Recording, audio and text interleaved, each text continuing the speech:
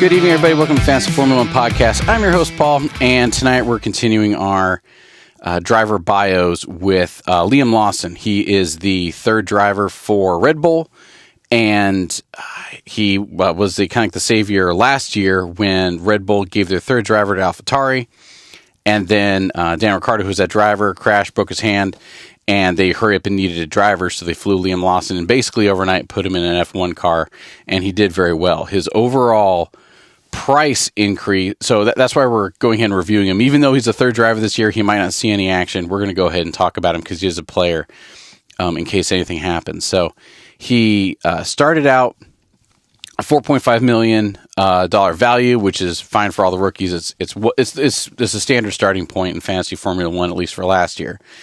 And he finished the season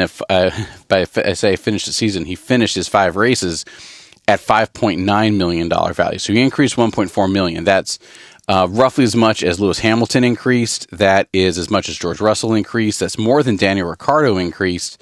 And Nick DeVries went negative $500,000. So that is a substantial, that's a good performance for him.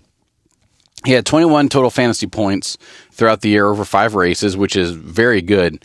And his adjusted points per million, he's another one of those individuals that the algorithm wasn't adjusted for. So when they divided his points and did all the math over all the 22 races, of which he only raced 5, but when they did all of over 22, they had him 0.16 points per million, which wasn't accurate. He was actually to 0.71. All right, he had more. He had a very good performance for just such a narrow time in the cockpit.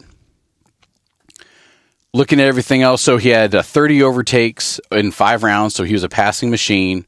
Average overtakes per race was 6, which was great. He had 1 top 10 finish, so 20% of his races he had a top 10 finish. As a rookie, somebody who had 0 practice in the car, as far as I know, 0 simulator time, he literally was the best person who wasn't involved, and they were able to sign him right away.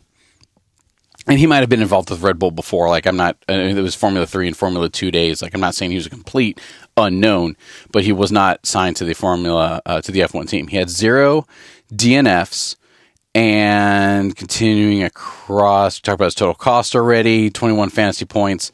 And yeah, so he was extremely, just like Daniel Ricciardo, he was extremely undervalued because he only raced 5 races, but he was had the math done on him for all 22.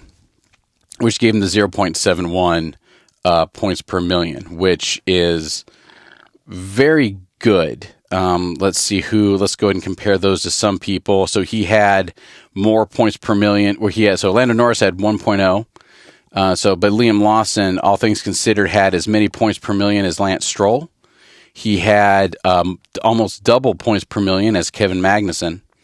He had almost double points per million as Esteban Ocon. He had more points per million. This part blows my mind. Liam Lawson, in the 5 races, because his value was so little, right? Since he came in at the bottom, he came in at 4.5, finished, 5.9.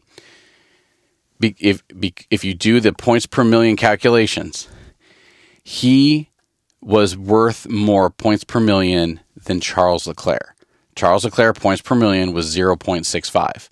Now, granted, because that's just points per million, so as soon as you spend more million on Charles Leclerc, you're going to get overall points. You can't just have you can't have 5 Liam Lawsons in your team and expect to win. You need more money equals more points.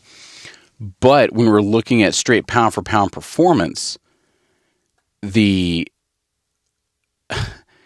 Charles Leclerc cost at the end of the season $23.5 million. And he brought in 335 points. Liam Lawson